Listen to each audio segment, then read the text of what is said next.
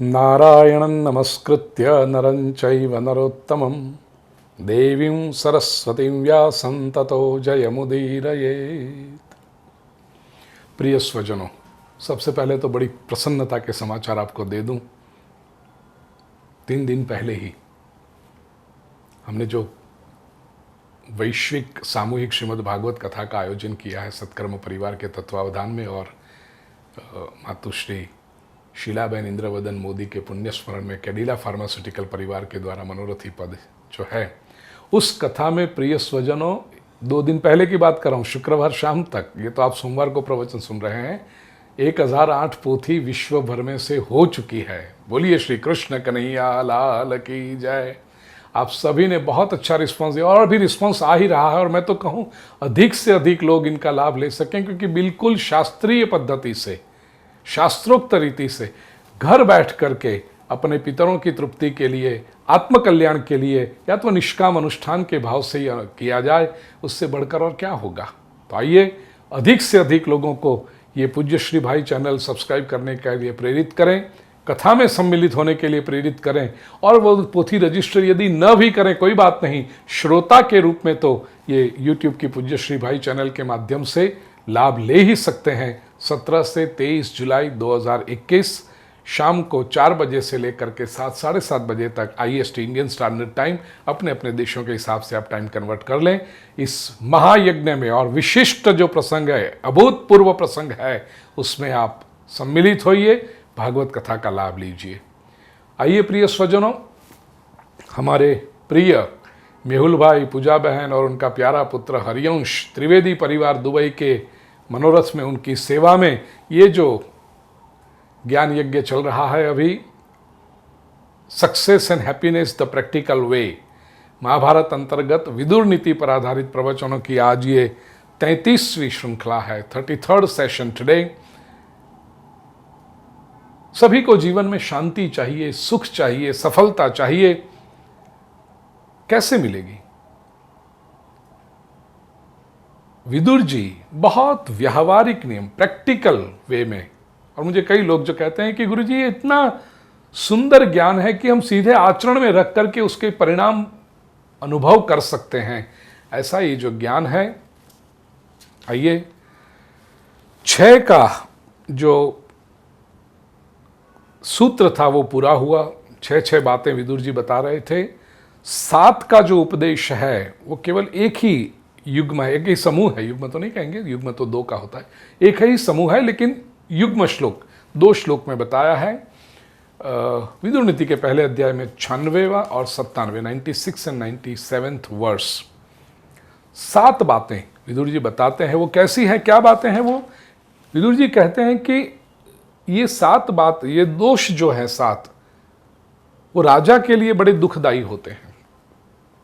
राजा को इन 7 बातों का त्याग कर देना चाहिए, क्योंकि ये 7 बातों का यदि त्याग नहीं करेगा तो बड़े से बड़ा मजबूत राजा भी हो तो भी वो नष्ट हो जाता है।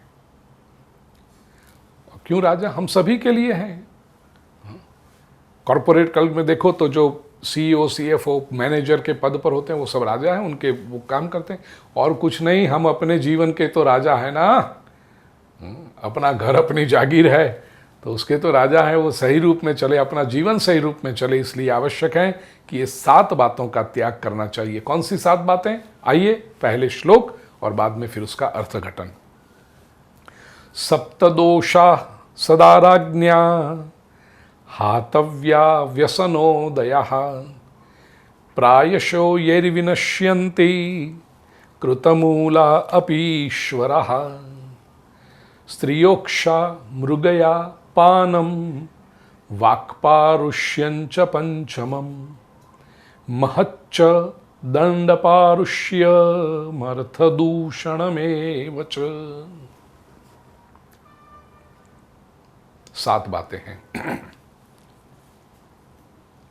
विदुर जी कहते हैं सप्तदोषा सदा राज्ञा हातव्या व्यसनोदया। राजा को ये 7 दोष हातव्य छोड़ देने चाहिए, त्याग कर देने चाहिए। प्रायशो यैर्विनश्यन्ति कृतमूला अपीश्वरा। कृतमूल, मजबूत हो, जिनकी नींव भी मजबूत हो, फाउंडेशन, जड़ें मजबूत हो, ऐसे राजा को भी ये 7 दोष विनश्यन्ति, नष्ट कर दे। अधःपतन की निशानी है प्रिय स्वजनों। हम सभी के लिए भी उपदेश है ये 7 बातों को जीवन से छोड़िए यदि आप जीवन में सुखी होना चाहते हैं, सफल होना चाहते हैं। कौन सी है ये अधःपतन की 7 सीढ़ियां या 7 लक्षण? सबसे पहले कहा स्त्रियोक्षा, स्त्रियः इक्षा। स्त्री के प्रति इच्छा, इच्छा, आसक्ति, कामना, वासना, स्पृहा, क्रेविंग फॉर वीमेन। और स्त्रियों के लिए क्रेविंग फॉर मैन। ये आपस में मैं हर बार स्पष्टता करता हूं, न भी करूं तो प्रिय सुजन आप समझ जाना। लस्ट और क्रेविंग टुवर्ड्स ऑपोजिट सेक्स, ये सबसे पहली बात है, मनुष्य का अधःपतन करती है। प्रिय स्वजनों, समग्र विश्व में सभी धर्मों में, सभी विचारधाराओं में स्त्री पुरुष संबंध की, वासना के संबंध की निंदा हुई है, हम सब जानते हैं।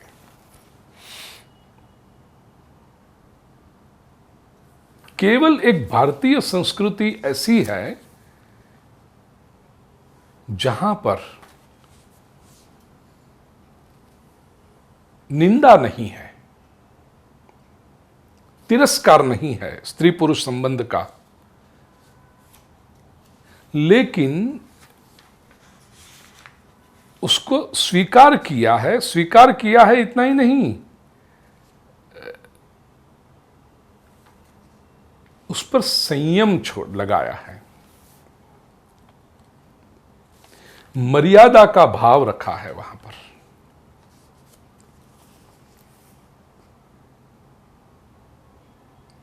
और यह बहुत महत्वपूर्ण बात है।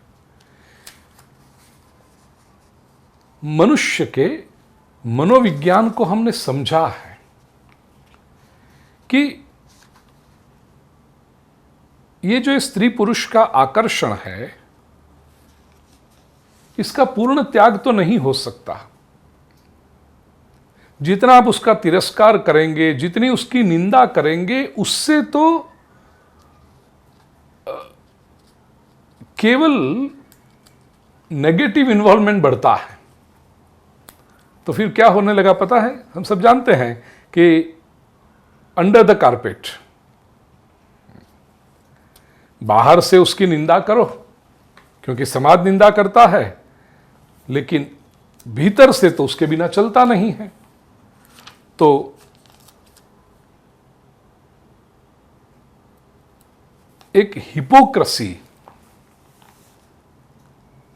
स्त्री पुरुष संबंधों के बारे में समाज में देखी है हमने, विशेष करके धार्मिक कहलाने वाले लोगों में। और हिपोक्रेसी अर्थात दंभ तो कभी धर्म का लक्षण हो नहीं सकता। इनफैक्ट वो तो आसुरी संपत्ति, आसुरी लक्षण है। भगवद गीता के 16वें अध्याय में दैवी और आसुरी लक्षणों का वर्णन करते हुए भगवान ने आसुरी लक्षणों में सबसे पहले दंभ को स्थान दिया है। दंभो दर्पोभिमानश्च क्रोधः पारुष्यमेव च। दंभ पहला है डेमोनिक ट्रेट्स में।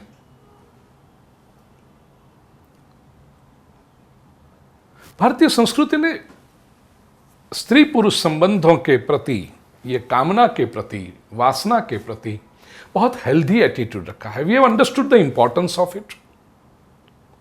इसीलिए हमारे यहां विवाह भी एक संस्कार माना गया। संस्कार का अर्थ है टू मेक इट बेटर। निंदा नहीं की। बाकी सब धर्मों में, विचारधाराओं में आप देखो, सारे भगवान जो हैं या तो उनके धर्म प्रवर्तक हैं, आदरणीय पूज्य स्थान हैं, जो सब अकेले हैं। वे विवाहित भी होंगे तो उनकी पत्नी वहां साथ में नहीं रहती, उनकी पूजा जो होती है वो अकेली होती है, या तो घर छोड़कर संसार छोड़कर, परिवार को, पत्नी को छोड़कर चले गए, उनकी महिमा होती है। समग्र विश्व में एक भारतीय संस्कृति ऐसी है जहां पर युगल स्वरूप में भगवान की पूजा होती है।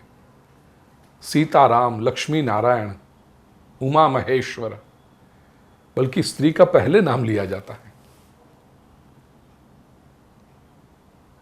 सिद्धि बुद्धि सहित गणेश, राधा कृष्ण, पहले नाम लिया जाता है। प्रिय स्वजनों, तो हमने इस आकर्षण की निंदा नहीं की, उसका तिरस्कार नहीं किया, उसको स्वीकार किया, लेकिन मर्यादा। भगवान श्री पूर्ण पुरुषोत्तम की क्या बात करें। जीवन को पूर्ण रूप से स्वीकार किया। He accepted life in its totality, इसलिए पूर्णावतार माने गए। भगवत गीता के 7वें अध्याय के 11वें श्लोक में गर्जना करने वाला ये एकमात्र ईश्वर है समग्र सृष्टि में। उन्होंने कहा, बलम बलवताम चाहम कामराग विवर्जितम धर्मा विरुद्धो भूतेषु कामोस्मि भरतर्षभ। 7वें अध्याय का 11वां श्लोक।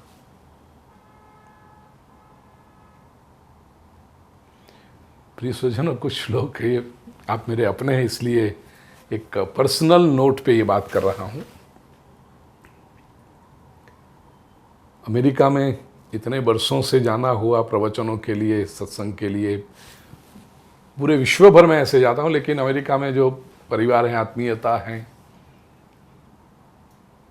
कभी ट्रैवल करते समय, कभी अपने लोग, भारतीय समूह के लोग, उनके स्टोर होते हैं, अलग अलग बिजनेसेस होते हैं, तो उनकी इच्छा होती है, गुरुजी घर पे तो आपने आकर के आशीर्वाद दिए, हमारे जो बिजनेस है, हमारे एस्टैब्लिशमेंट है, वहाँ पर भी आपके चरण पड़े, आप वहाँ पर प्रार्थना करें, आशीर्वाद प्राप्त हो आपके। बंगे तो चलो चलते हैं।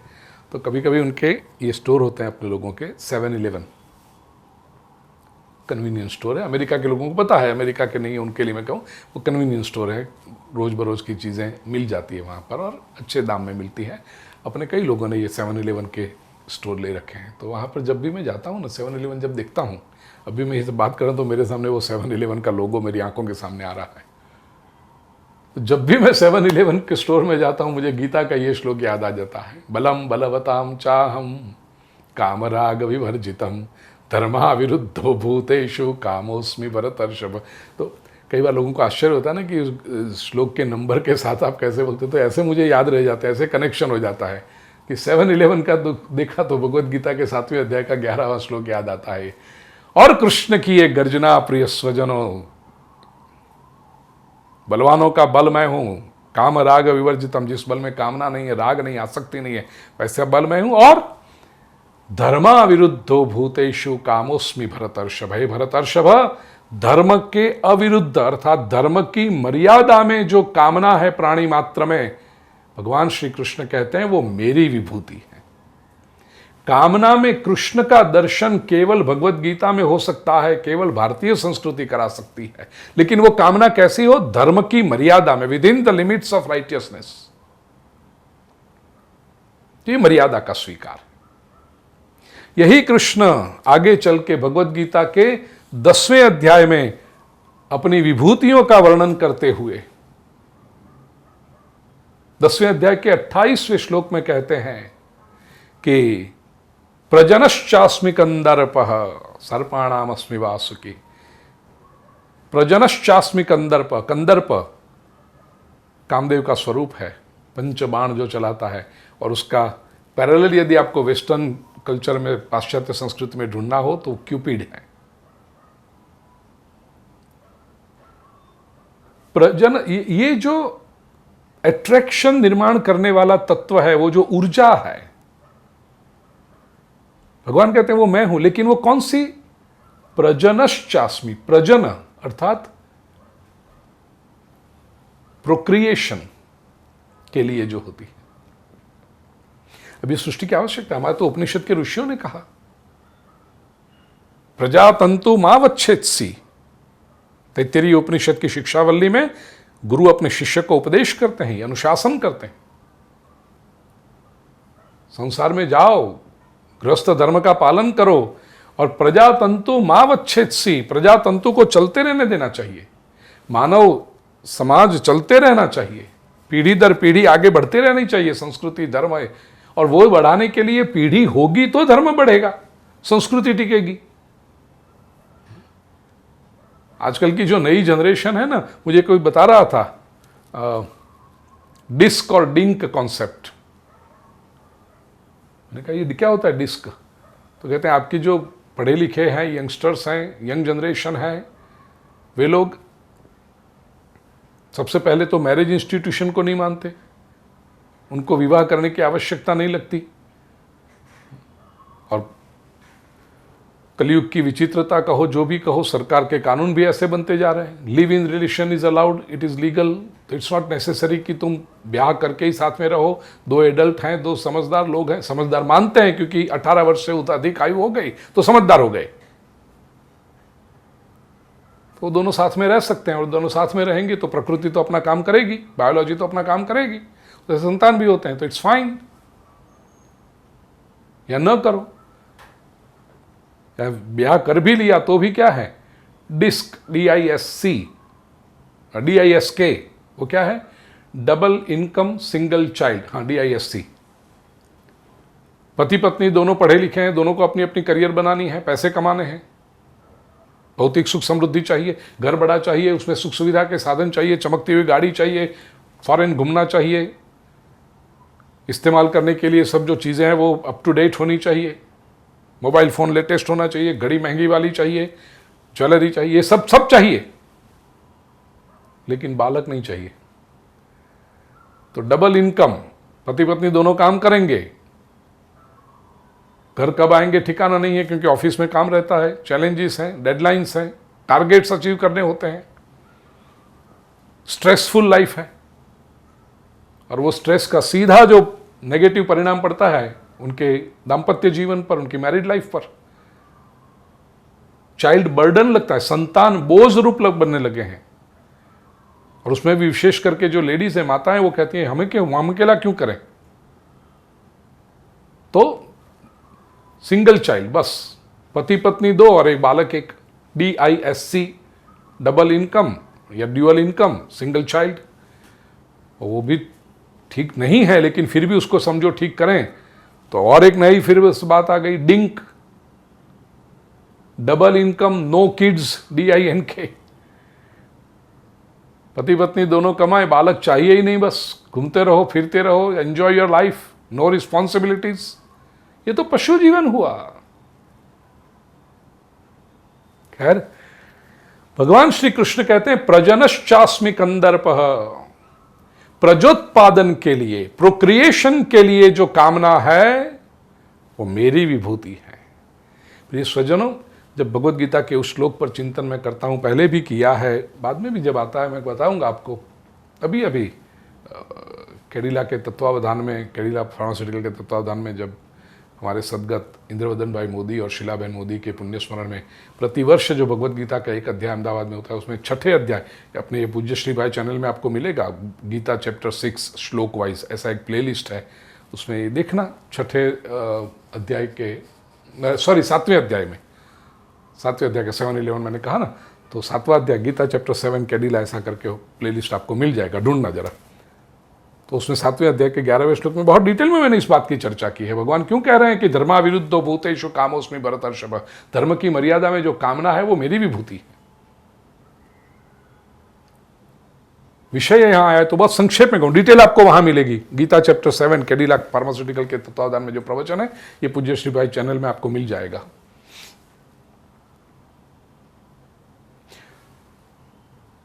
सेक्सुअल रिलेशन, स्त्री पुरुष के बीच में जो जातीय संबंध है, उसके दो मुख्य हेतु होते हैं। अब प्रकृति की दृष्टि से देखो तो एक ही हेतु है, प्रोक्रिएशन।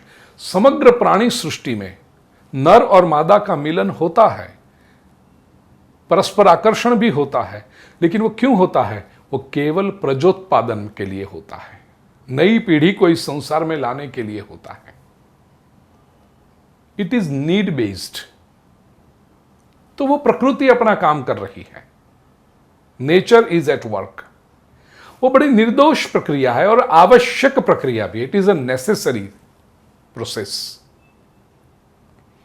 लेकिन मनुष्य ने एक बात और इसमें जोड़ दी स्त्री पुरुष के संबंधों में। उसने केवल प्राकृतिक, केवल नेचुरल, केवल सहज रिलेशन न रखे, उसने इस संबंध में प्लेजर का एलिमेंट जोड़ दिया, एंटरटेनमेंट का एलिमेंट जोड़ दिया, मनोरंजन का एलिमेंट जोड़ दिया। इसलिए हुआ क्या,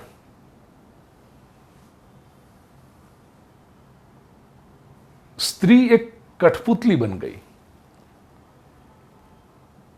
स्त्री लस्ट का केंद्र बन गई। स्त्री मनोरंजन का साधन बन गई। Objectification of woman. और ट्रेजेडी यह है, करुण बात यह है, इसमें दुख की बात यह है, वेदना की बात यह है कि मिडिवल एजिस में अभी भी आप समझो कि स्त्री ने स्वयं इस बात को स्वीकार कर लिया कि उसका मेन पर्पस ऑफ लाइफ, और if she wants to gain importance in life, she has to please a man.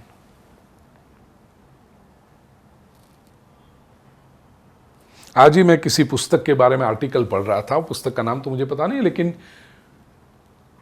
Turkey के ओटोमन एम्पायर जो था, 600-700 वर्ष चला है वो, 1300 के मतलब 14वीं सदी में शुरू हुआ, 20वीं सदी के आरंभ में पूरा हुआ। वो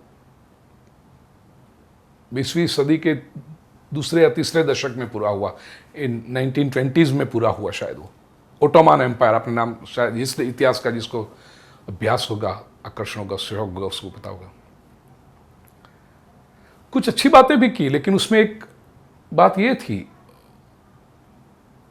आज भी आप टर्की के विजिट के लिए जाओ, घूमने के लिए इस्तांबुल शहर में, और उसमें भी ओटोमन एम्पायर का बताएंगे तो उसके हैरम में खास ले जाते हैं। हैरम का अर्थ है रानी, जहां रानियां रहती थी, जहां महिलाएं रहती थी, सुल्तान के, तो टर्की के सुल्तान होते थे ओटोमन एम्पायर में। 800-900,000 स्त्रियों के साथ संबंध रखना वो सुल्तान के लिए बड़ी सामान्य बात थी। और वो पुस्तक जो उसको हिस्टोरिकली क्रॉनिकल करता है उस बात को,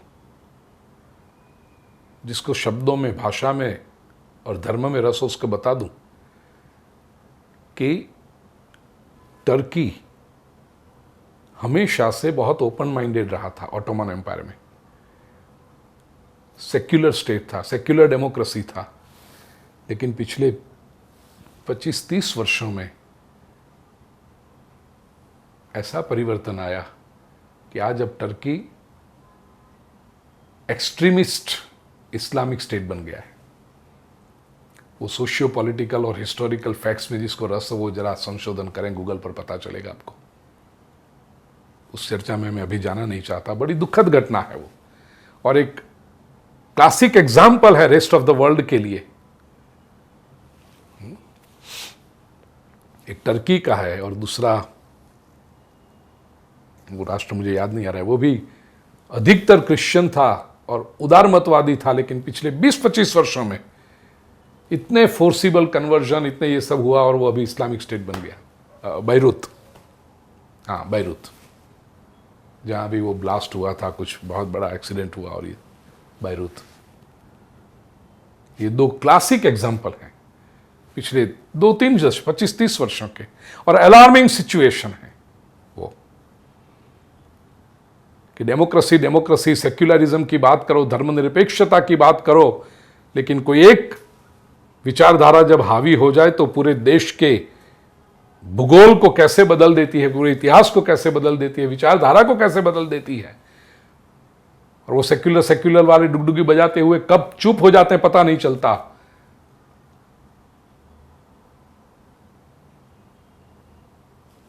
खैर, तो ये ओटोमन एम्पायर के सुल्तानों की जो अय्याशी थी उसकी हिस्ट्री। स्त्री एक ऑब्जेक्ट बन गई। प्रिय स्वजनों, प्राचीन रोमन एम्पायर में भी ये बातें हैं, यूरोप में भी ये बातें हुई हैं, ये हिटलर के पहले हुई हैं, लेकिन टर्की में तो अभी तक चलता था, मतलब 20वीं सदी के आरंभ तक ऑटोमन एम्पायर। सुल्तान के पास जो मिलने आते बड़े बड़े व्यापारी या उनके मित्र, वो गिफ्ट में सुंदर स्त्रियां देते थे सुल्तान को। स्त्री एक गिफ्ट आर्टिकल बन गई थी कि ये रशियन ब्यूटी मैं आपको दे रहा हूं, ये यूरोपियन ब्यूटी है दे रहा हूं, ये मोरक्कन ब्यूटी मैं आपको दे रहा हूं, ये चाइनीज ब्यूटी मैं आपको दे रहा हूं। ऐसे गिफ्ट दी जाती थी। सुल्तान की फेवर, उसके पास से कुछ काम करवा लेना हो अपना तो उसके लिए। उससे भी बदतर बात प्रिय स्वजनों, इस्तांबुल की सड़कों पर बाजार लगती थी महिलाओं की, और जैसे आप सब्जी खरीदते हो, लौकी या ककड़ी ऐसा खीरा खरीदते, ऐसे महिलाओं के दाम लगते थे। वहां पुरुष जिसके पास आर्थिक सामर्थ्य था, इकोनॉमिक पावर था, वो महिलाओं को खरीद लेता। महीना 2 महीना 6 महीना रख के फिर वापस उसकी रीसेल वैल्यू होती, वो वापस बिकने आती महिला। और ये सारी स्त्रियां, उन्होंने भी अपने जीवन की इस कटु वास्तविकता को, बिटर रियलिटी को स्वीकार कर लिया था। तो उनके लिए क्या था? Only purpose to survive well, to, यदि शांति, क्योंकि विरोध करके तो कोई चलेगा नहीं, वो बेचारी अकेली है, उसकी रक्षा कौन करेगा, उसको संभालेगा कौन? कोई नहीं कर सकता। तो अभी उसके लिए जीवन की वास्तव, if she wants to live peacefully, तो सज धज के जिस पुरुष की वो बांदी या तो स्लेव, गुलाम बनी है, बस उस पुरुष को प्रसन्न करो।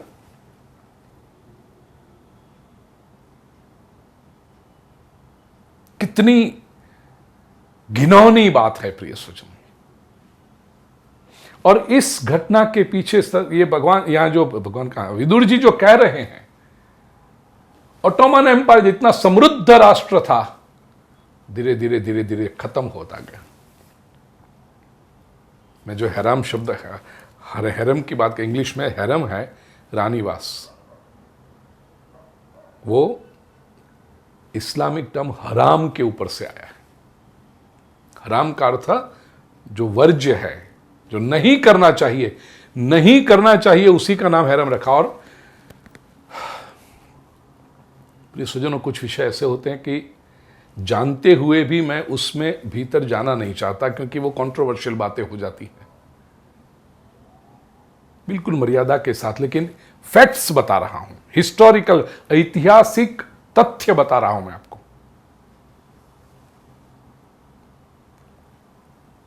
धर्म 4 पत्नियों की अनुमति देता है उनको, तो 4 पत्नियां ऑफिशियल थी, और बाकी की ये 800, 900, 1000 तक की ये गुलाम या तो सेविका या दासी के रूप में रखी जाती थी। संबंध उनके साथ भी बड़े हराम संबंध हुआ करते थे। लेकिन पत्नी नहीं है तो फिर ये व्यक्ति का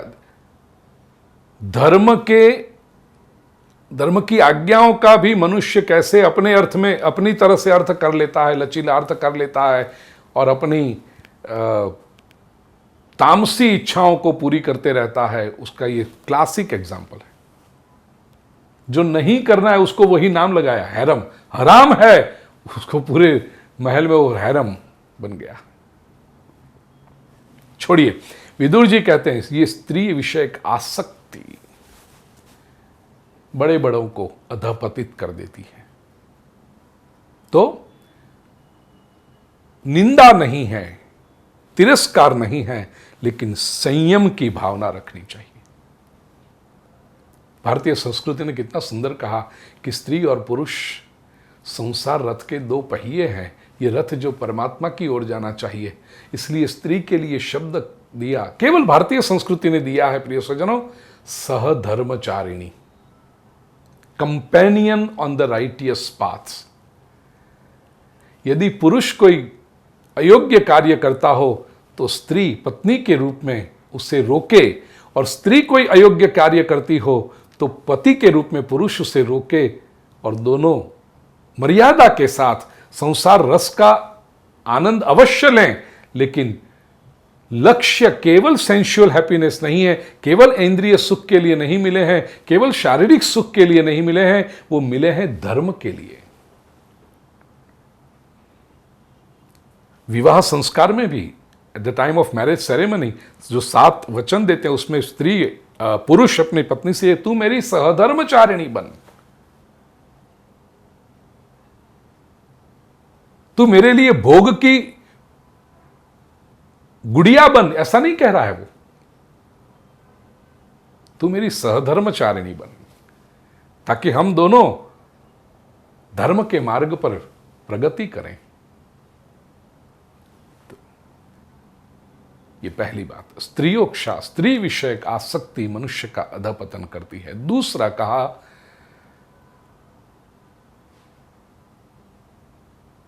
जुआ,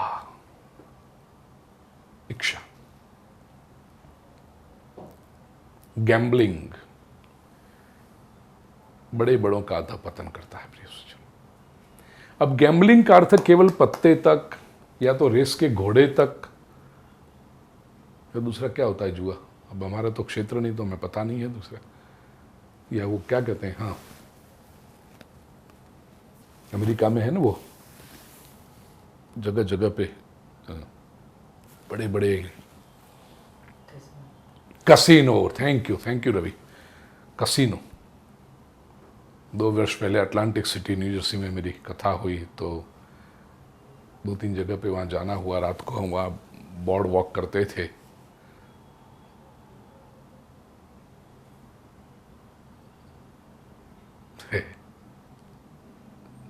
कसिनो, यस। और दूसरा वहाँ का लास वेगास में है, यस, हाँ लास वेगास में। लास वेगास का कौन सा स्टेट, लास वेगास तो स्टेट, लास वेगास शहर है, हाँ लास वेगास शहर है। उसमें तो बड़े बड़े पाप गृह बने, सिन सिटी कहते हैं उसको, सिन सिटी, कसिनो। जुआ अधपतन कराता है। अब उसका भी तात्विक अर्थ लेना प्रिय स्वजनों। जुआ का अर्थ क्या है? छोटा सा देकर बड़ा पाने की वृत्ति, और वो भी बिना मेहनत किए, depending too much on chance factor. और जुए के मूल में, उसकी जड़ में लालच का भाव होता है। मनुष्य के मन की जो लालच है ना, वो उसमें प्रकट होती है, मिल जाएगा मिल जाएगा। जुए में हारने वाले तो नुकसान में होते हैं, जीतने वाले भी नुकसान में होते हैं, क्योंकि जीतने वाले व्यक्ति को और अधिक लालच होती है कि वो जीता हूं और मिलेगा और मिलेगा, उसमें वो जो जीता है वो भी सब चला जाता है। अभी तक आपको कोई भी ऐसा एग्जाम्पल नहीं मिलेगा जो व्यक्ति जुए से पीढ़ी दर पीढ़ी उसकी तैर गई और उसने बड़े बड़े सत्कर्म किए हो, धर्म के काम किए हो, बड़ा दान पुण्य किया हो जुए में से, वो कभी आपको नहीं मिलेगा। जुए में से बर्बाद हुए लोगों की कहानियां लाखों मिल जाएगी, और जुए में से कोई सत्कर्म किया, कोई पुण्य कमाया, कोई बड़ा अच्छा काम किया, ऐसा कभी कोई नहीं मिलेगा आपको, क्योंकि वो पाप की कमाई है।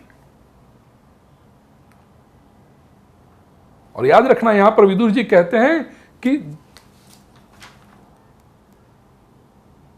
कृतमूला अपि ईश्वर, कृतमूला अपि ईश्वर, ईश्वर राजा, दृढ़ मूल हो, जिनका फाउंडेशन स्ट्रांग हो, ऐसे लोगों को भी ये बदनाम कर बर्बाद करता है। तो फिर छोटे मोटे लोगों को तो क्या हैसियत इसमें? जुए से हमेशा दूर रहना प्रिय सुजन। श्रीमद् भागवत के प्रथम स्कंद में भी है ना, परीक्षित ने जब कली को रोकने का प्रयास किया और कली परीक्षित के पैर पकड़ लिए, 5 जगह दी कली, उसमें जुआ है, जुए में कली का वास है। तीसरा कहा मृगया, शिकार करना। अब शिकार करने में भी क्या भाव है? वही समर्थ व्यक्ति असमर्थ के साथ कैसा संबंध रखेगा? एक तरफ मनुष्य है, राजा, उसके हाथ में बंदूक है, या तो तीर है, शस्त्र है, अस्त्र है, स्टाफ है उसका पूरा, उसकी पोजीशन भी ऐसे मचान के ऊपर जाके बैठता है, और वहां सामने चाहे वो मृग हो, चाहे खरगोश हो, चाहे शेर भी हो, कोई भी पशु, लेकिन वो पशु गाफिल है, पशु निशस्त्र है, और उसको मार देना, उसने क्या बिगाड़ा तुम्हारा?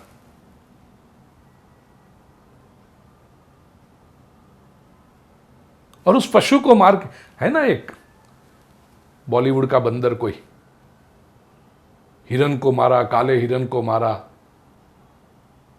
नीच लोग हैं ये समाज के हीरो नहीं हो सकते, ये समाज के विलन हैं। कभी वो समाज के हीरो तो समाज का आदर्श होता है, ये समाज के आदर्श कहां से हुए? ऐसे लोगों को कभी भी लाइमलाइट नहीं मिलनी चाहिए। और बहुत अच्छी बात है, समाज अब उनका तिरस्कार कर रहा है, समाज उनका त्याग कर रहा है। मैं प्रसन्न हूं ऐसे समाचार जब मैं पढ़ता हूं, अच्छा लगता है मुझे कि समाज जाग गया, समाज समझ गया इन ढोंगी लोगों को।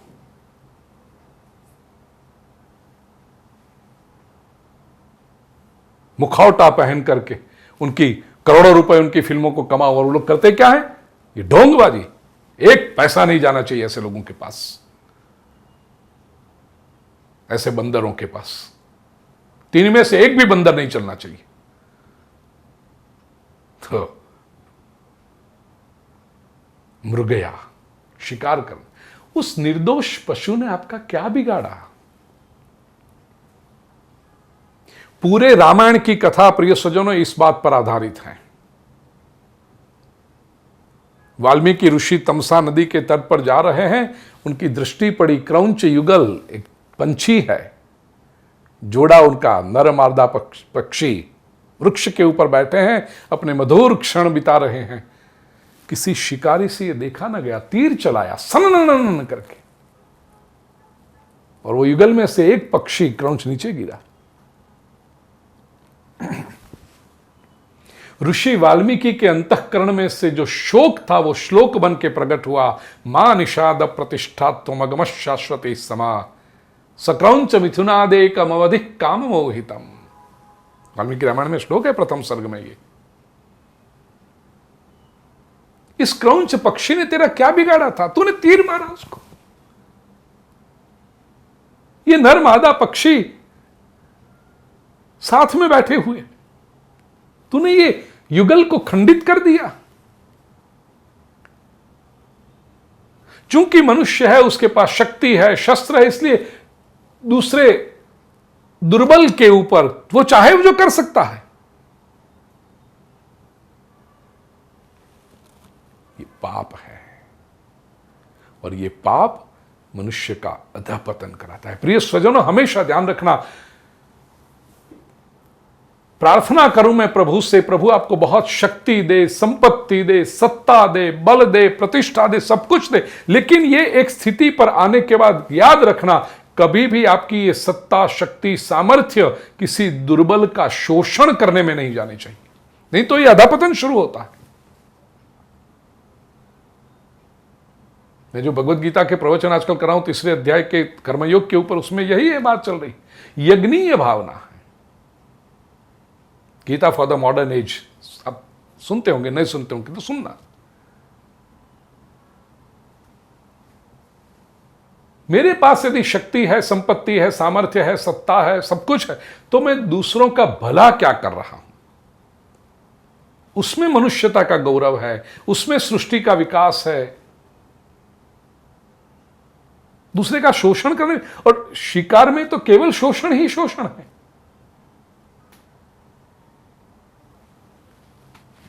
वो दुर्बल की जो चीख निकलती है, वो भल भलों की शांति, समृद्धि, सामर्थ्य, सत्ता, संपत्ति को नष्ट कर देती है। कभी भी ऐसे किसी की चीख मत लेना, किसी की आह मत लेना। पानम, चौथी बात कही। पान लिटरल मीनिंग है पीना, व्यसन, शराब और जो भी है, इंटॉक्सिकेशन।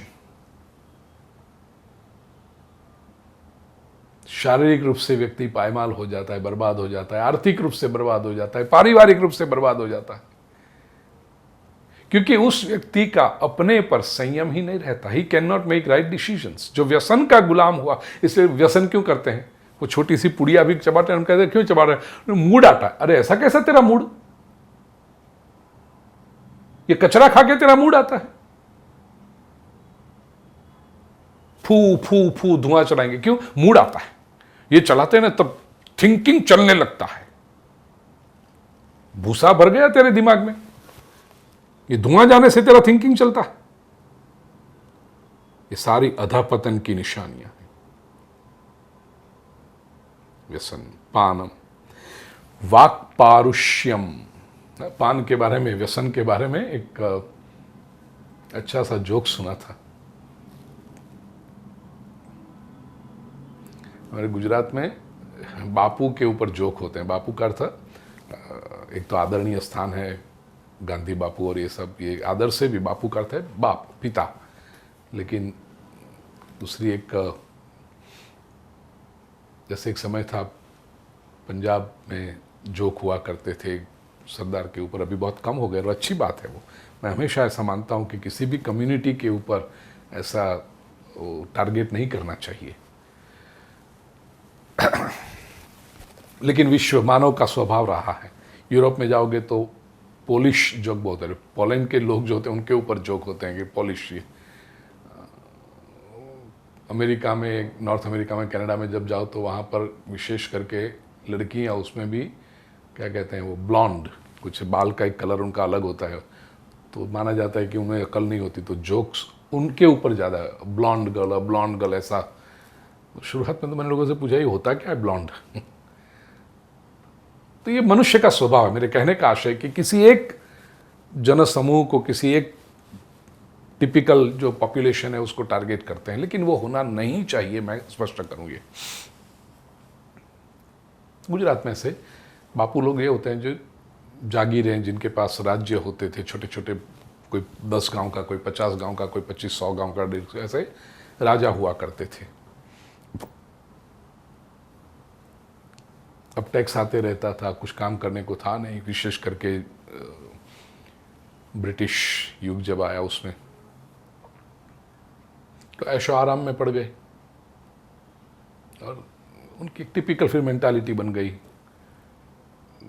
आसपास में 4-5 जी हुजूर जी हुजूर जी हुजूर करने वाले लोग, और वो अपनी मस्ती में। खैर,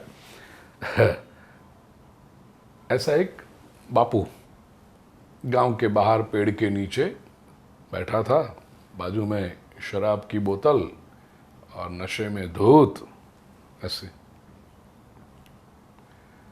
वहां से एक युवक निकला और वो युवक ने स्वेटर पहन रखा था, वो टोपी पहन रखी थी गरम, वो शाल ओढ़ रखी थी, और ऐसे ऐसे ओ करके ठंड में जैसे ठिठुर रहा ऐसे जा रहा था। इतनी ठंड थी नहीं। बापू ने देखा और वो दिमाग से तो उनको ऐसा लगता है ना, हम तो राजे रजवाड़े हैं, हमें क्या है, तो इधर आ बुलाया। लोगों को एक सामान्य आदर होता है कि भाई राजा थे, ये बापू हैं। गया, जी बापू, क्या, क्यों ऐसा ठंड से ठिठुर रहा है, तो क्या हुआ?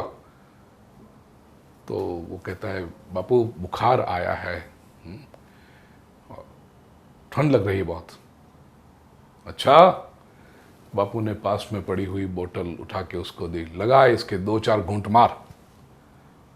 तो वो तो बेचारा सीधा साधा युवक, उसने पूछा बापू ये शराब के 2-4 घूंट मारने से बुखार चला जाएगा? बापू ने कहा अरे इससे हमारे जागीरें विरासतें चली गई, तेरे बुखार की क्या हैसियत, वो क्या टिकेगा? पूरी जमीन जायदादें पड़ी थी, सब चला गया है व्यसन के अंदर, तो तेरा बुखार के तो ठंड क्या टिकेगी?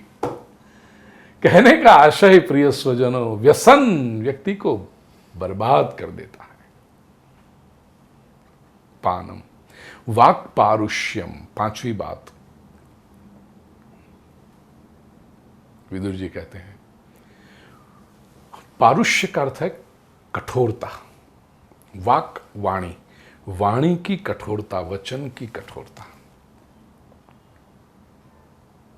प्रिय स्वजनों, एक बात याद रखना, बड़ा सुंदर सुभाषित है, प्रिय वाक्य प्रदानेन सर्वे तुष्यन्ति जंतवः तस्मात् तदेव वक्तव्यम वचनेषु किम दरिद्रता।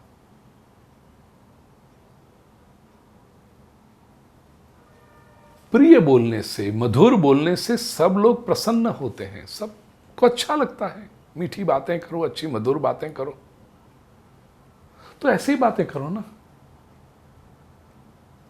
वचन में क्यों दरिद्रता रखते हो?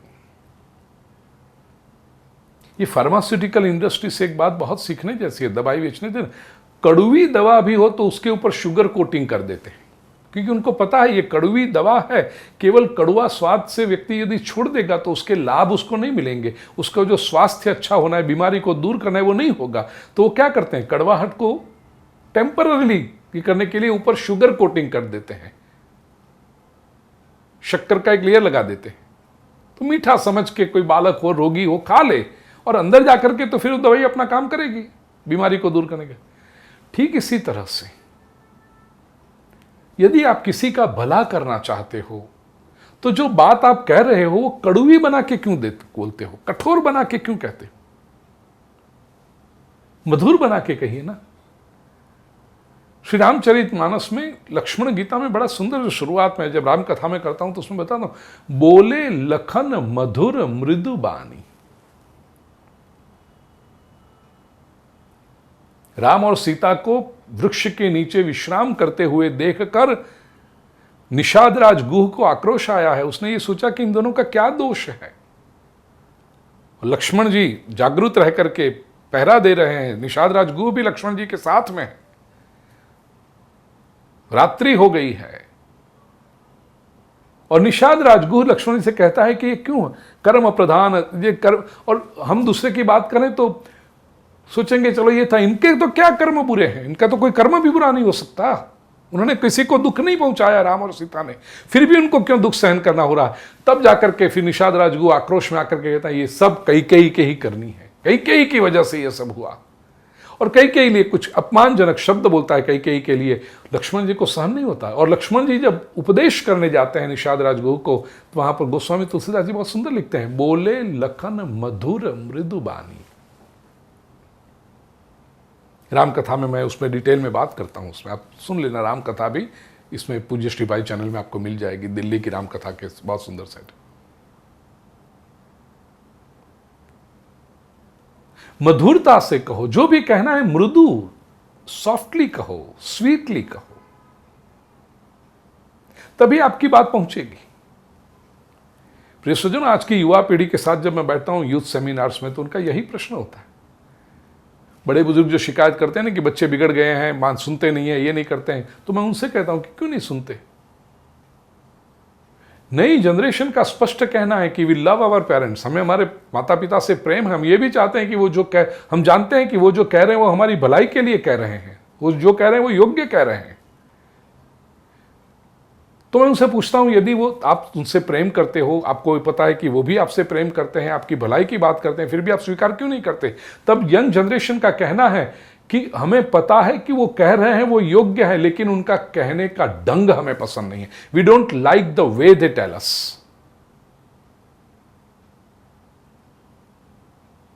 आजकल का जमाना है ना भाई, पैकिंग का जमाना है, माल अंदर का कुछ भी हो, पैकिंग अच्छा होना चाहिए। ठीक इसी तरह से आप जब किसी से बात करते हो ना तो उसका पैकिंग, कवरिंग बहुत मधुरता से कहो, वाक पारुष्यम, कठोर बातें मत। कुछ लोगों का बोलने का ढंग ही ऐसा होता है सामने वाले को पुट ऑफ कर दे, और ये ढंग बनाए रखोगे समझो वो आपकी अधपतन की निशानी है। वाणी को मधुर कर दो हमेशा।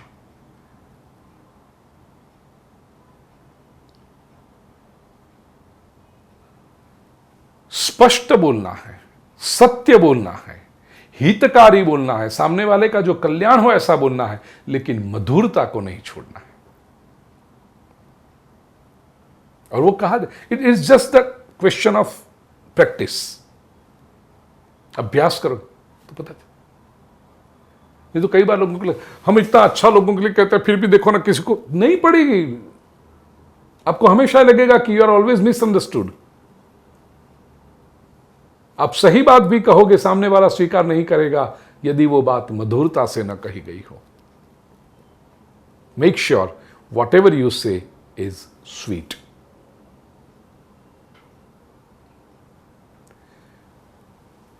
छठी बात कही, महच्च दंड पारुष्य। जैसे वाक पारुष्यम है, ऐसा दंड पारुष्यम। राजा है, अथॉरिटी वाले व्यक्ति हैं, अब सामने वाला व्यक्ति संभव है कभी भूल भी कर दे, तो सजा देनी चाहिए, दंड देना चाहिए, लेकिन दंड में कठोरता न रखें। आप उस व्यक्ति को सुधारने के लिए दंड दे रहे हैं, बदला लेने के लिए नहीं ले रहे हैं, इतना स्पष्ट रखना। और दूसरी बात कहूं तो दंड जो दे रहे हो वो सामने वाले के कल्याण के लिए दे रहे हो, अपनी सत्ता या अपने अधिकार को एस्टैब्लिश करने के नहीं दे रहे हो। जब दंड देते समय व्यक्ति में अपना अहंकार जागृत हो जाए कि अरे मैं दंड दे रहा हूं, मेरे सामने ये किया, मैं देख लूंगा, ये मैं यदि बड़ा हो जाए तो वो दंड पारुष्य हो जाता है। सामने वाले का कल्याण होना चाहिए, वो अच्छे मार्ग की ओर मुड़ना चाहिए, इसलिए दंड हो। जो राजा या जो अथॉरिटी, जो मैनेजर, कॉर्पोरेट वर्ल्ड में कहूं, जो परिवार में कहूं, छोटी सी भूल के लिए बड़ा सा दंड दोगे, बड़ी सजा दोगे, तो ये व्यक्ति के अधपतन की निशानी है। You will lose people's confidence, you will lose their trust, you will lose their sympathy. आप अच्छे लोगों को संबंध छोड़ दोगे। दंड पारुष्य भी नहीं होना चाहिए। और अर्थ दूषण में वच, धन का दुरुपयोग करना, यह अधपतन की निशानी है। प्रिय स्वजनों, मैं आध्यात्मिक परिभाषा में आपसे कहूं, ऐसे तो सब लोग समझते हैं वेस्टफुल एक्सपेंडिचर ब्रिंग्स डिजनरेशन। धन उपयोग के लिए है, उससे भी ऊपर की कक्षा है सदुपयोग के लिए है, लेकिन दुरुपयोग के लिए कभी नहीं है। Wealth is to be used because wealth को एक कन्वर्टिबल वैल्यू है। आपके पास जो करेंसी नोट है, वेल्थ है, उसको अपने आप में देखने जाओ तो कुछ नहीं है वो, लेकिन इसका इंपॉर्टेंस क्यों है? Because it has convertible value. वो करेंसी नोट लेकर के आप बाजार में जाओगे तो आपकी आवश्यकताएं पूरी होगी। If you want food, you can convert that wealth into food, you can convert that wealth into clothes. आपको कपड़े चाहिए, आपको घर रहने के लिए चाहिए, you can convert your wealth into home. तो वेल्थ की अपनी कोई वैल्यू नहीं है। वेल्थ की जो भी वैल्यू है वो उसकी कन्वर्टिबल वैल्यू है।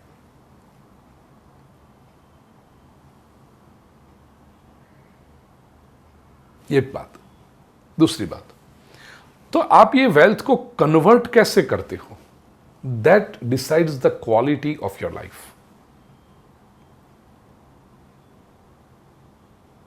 एक व्यक्ति की जेब में एक्स अमाउंट है, समझो 100 रुपए है या $100 है, जो भी आपको पकड़ना है। आपको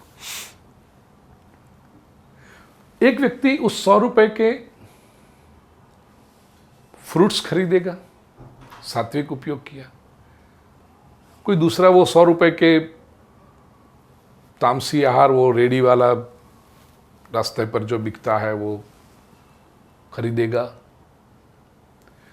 कुछ क्षणों के लिए जीभ को तो मज़ा आ जाएगा, स्वादेंद्रिय को तो मज़ा आ जाएगा, लेकिन अल्टीमेटली वो नुकसान भी करेगा।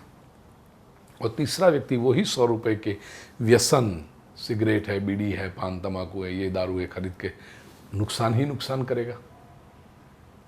अब 100 की नोट तो वही थी, कन्वर्ट, कोई दूसरा व्यक्ति 100 में से एक हिस्सा दूसरों के लिए भी इस्तेमाल करेगा। कोई संभव है 100 के 100 अच्छे धर्म के लिए, समाज में कोई अच्छा काम हो उसके लिए दे दे, ये सदुपयोग हुआ।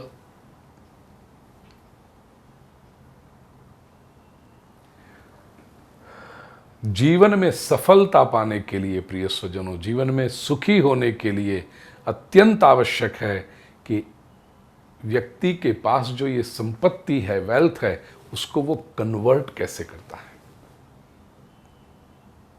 वेल्थ अपने आप में सुख नहीं देती। 100,000 की करेंसी नोट्स आपके पास पड़ी है तो भीतर एक गुदगुदी होगी, वो है 100,000, मेरे पास लाख है, मेरे पास 1 लाख है, मेरे पास 1 लाख है, वो ठीक है।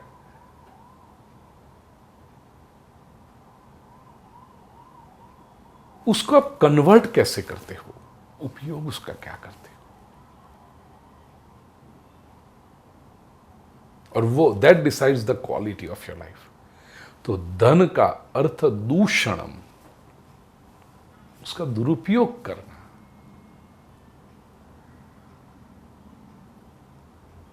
संपत्ति का सदुपयोग होगा तो वो खर्च नहीं है, वो बोना है। You are sowing the seeds, जिसमें से और उत्पन्न होंगे भविष्य में और आपको और लाभ मिलता जाएगा। और संपत्ति का दुरुपयोग है, वो संपत्ति को नष्ट करने की बात है।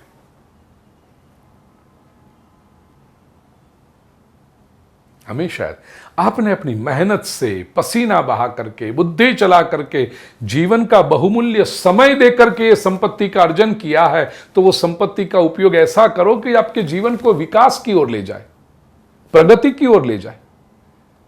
जिस संपत्ति को आपने इतने पुरुषार्थ से, बुद्धि चलाकर, और सबसे तो मूल्यवान है, you have invested your life, your precious time into earning it.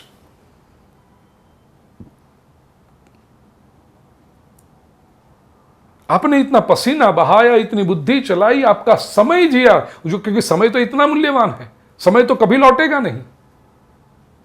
जीवन की जो क्षणें आपने बिता दी, 9 to 5 यदि ऑफिस में जाकर आप बैठे तो वो जो 8 घंटे आपने बिताए, वो 8 घंटे जीवन में फिर से कभी नहीं आने वाले हैं। और वो 8 घंटे के बदले में जो आपके हाथ में जो आया, संपत्ति आई, वो ऐसे उसका उपयोग होना चाहिए जिससे जीवन में आपका कल्याण हो। वो 8 घंटे की मेहनत करके जो कमाया है, वो बाकी के 20-25 साल को बर्बाद कर दे, ऐसे करोगे इस्तेमाल उसका। ये तो बुद्धिहीनता है।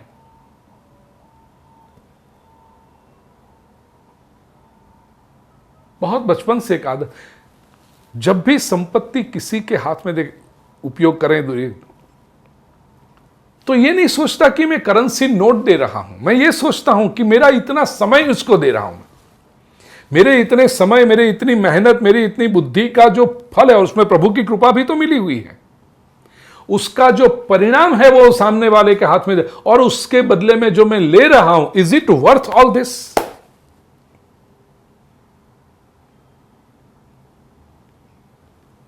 और ये जो मैं ले रहा हूं, वो मेरी आगे के जो शेष जीवन है, केवल ये शरीर में नहीं, जन्म जन्मांतर का, यह तो अभ्युदय निश्रेयस सिद्धि, धर्म तो ये कहता है, पारलौकिक कल्याण की भी बात करता है। तो इस जन्म के बाद भी यदि जो शेष जीवन हो तो उसमें मेरा कल्याण करेगा ये मेरा जो विनिमय हो रहा है, ये जो ट्रांजैक्शन मैं कर रहा हूं,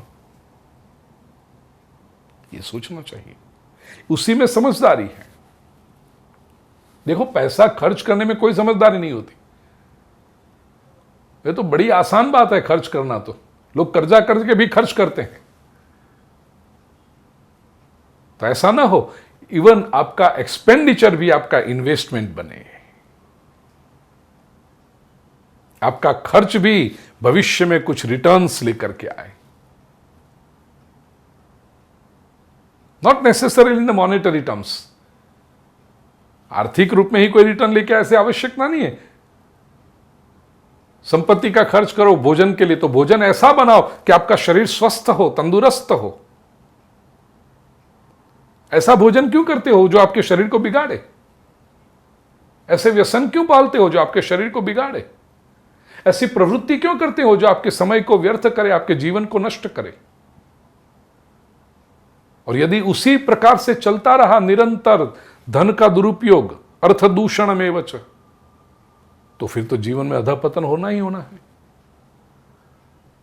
विदुर जी कहते हैं धृतराष्ट्र से कि राजा को ये 7 दोषों से बचना चाहिए। और प्रिय स्वजनों, जैसा मैंने कहा, हम सब भी अपने जीवन के राजा हैं। कॉरपोरेट वर्ल्ड में देखें तो जो भी मैनेजर्स हैं, अथॉरिटी की पोजीशन पर हैं, वो भी अपने अपने राजा हैं। उनको यदि कॉरपोरेशन की प्रगति करनी है, अपने एस्टैब्लिशमेंट की प्रगति करनी है, संस्था की प्रगति करनी है, परिवार की, समाज की, राष्ट्र की प्रगति करनी है, अपने जीवन की प्रगति करनी है, तो हम सभी को ये 7 प्रकार के दोषों से बचना होगा। मेरा जो नियम है, और आप सभी को एक क्लासरूम के रूप में फिर से एक बार याद करा दूं, कौन से स्त्री के प्रति आसक्ति, उसको छोड़िए, वो दूषण है। और स्त्रियों के लिए पुरुष के प्रति आसक्ति, चर्चा हमने कर ली। इच्छा अर्थात जुआ, उसको छोड़ें। मृगया, शिकार वृत्ति को छोड़ें। पान, इन सभी का हमने लिटरल और लाक्षणिक जो अर्थ है, उसका लक्ष्यार्थ है, वो भी हमने जो लिया है, वो व्यसनों को छोड़ें। वाक पारुष्यम, वाणी की कठोरता को छोड़ें। अत्यंत कठोर दंड देना, उस वृत्ति को छोड़ें। और अर्थ दूषण, संपत्ति का दुरुपयोग, ये दोष को छोड़ें, तो जीवन में प्रगति अवश्य होगी। आप सभी के जीवन में, मुझे श्रद्धा, ये दोष नहीं होंगे, लेकिन अंतर्निरीक्षण करके, इंट्रोस्पेक्शन करके पता चले कहीं कोने में, कहीं किधर उधर छुपे हुए छोटे छोटे भी हों, तो ये सारे दोषों को हम निकाल दें, जीवन को शुद्ध करें और परमात्मा की कृपा के अधिकारी बने। अंत में प्रिय स्वजनों, फिर से याद करा दूं, सत्कर्म परिवार द्वारा आयोजित वैश्विक सामूहिक भागवत कथा का आप लाभ लें। अभी तक यदि आपने पोथी न लिखवाई हो तो पितरों के स्मरण में, अपने पुण्य स्मरण में, अपने श्रेयार्थ या तो निष्काम अनुष्ठान के रूप में ये लाभ लें। अन्य लोगों को प्रेरित करें। पूज्य श्री भाई चैनल को सब्सक्राइब करें ताकि ये और प्रवचन और ये कथा का लाभ भी आपको सुंदर रूप से मिलता रहे। अन्य लोगों को भी प्रेरित करें। राम नाम की लूट है, लूट ही सके तो लूट, क्योंकि इसमें और तो कुछ करना नहीं है, केवल पाना ही पाना है। तो ये लाभ पाने के लिए आप तैयार हो जाएं। मित्रों को भी ये प्रेरणा दें ताकि जीवन धन्य हो और आप सभी के ऊपर भगवान श्री कृष्ण की कृपा बरसती रहे। स्वस्थ रहें, मस्त रहें, जीवन में धन्यता का अनुभव करते रहें। यही सद्भावना के साथ कृष्णाय वासुदेवाय हरये परमात्मने प्रणतक्लेश नाशाय गोविंदाय नमो नमः। ओम शांति शांति शांति।